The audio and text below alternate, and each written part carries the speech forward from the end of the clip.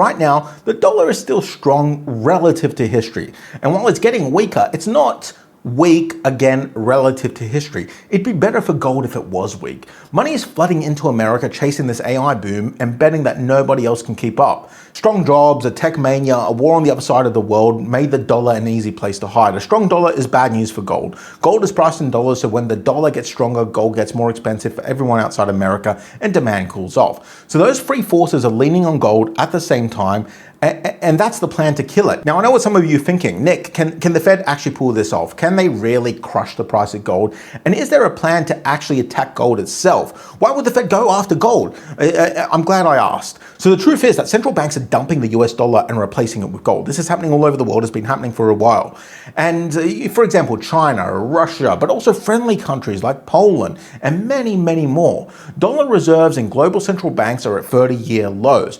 Beyond that, the petrodollar is dying. We're seeing trade between China, Russia, India, and Iran being settled in their currencies instead of the dollar, as is traditional. Attacking gold is the only way they can reverse this tide. When confidence in the dollar is lost, the Fed tends to react decisively. Go back to 1980. Inflation was out of control. A man named Paul Volcker took over the Fed. Volcker did something brutal. He hiked interest rates to nearly 20%. He deliberately drove the economy into a vicious recession. People lost their jobs, businesses went under. It was a really painful decade, the 70s. But it worked. He broke the back of inflation and rebuilt the world's trust in the dollar. And gold, it got destroyed.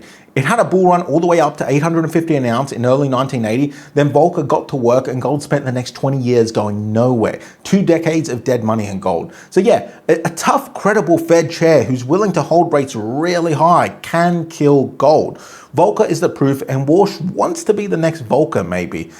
That's the bear case for gold. I'm not going to pretend it doesn't exist, but I told you at the start of this video that I'm not selling my gold and I'm buying more metals. Because the thing is, Walsh can't pump interest rates to 20% like Volcker did. When Volcker pulled his trick, America's debt was about 30% of the size of its economy, 30% of GDP. Small enough that he could crank up rates to 20% and ride out the pain. Today, US debt is about 122% of GDP, bigger than everything the entire country produces in a year. So we're talking nearly 40 trillion, and that one number, it just changes everything. And with debt that high, the interest rate repayments right now are absurd. They are paying 1 trillion in interest per year on their debt. That's how much the US is paying. If this interest rates were 20%, that number would be closer to 8 trillion. It would literally bankrupt the US.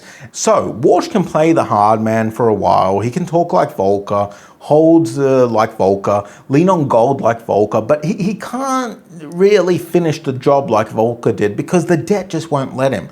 Anyway guys, if you found this interesting and want to hear more about it, make sure to watch the full video. It should be popping up on your screen sometime now, somewhere here maybe.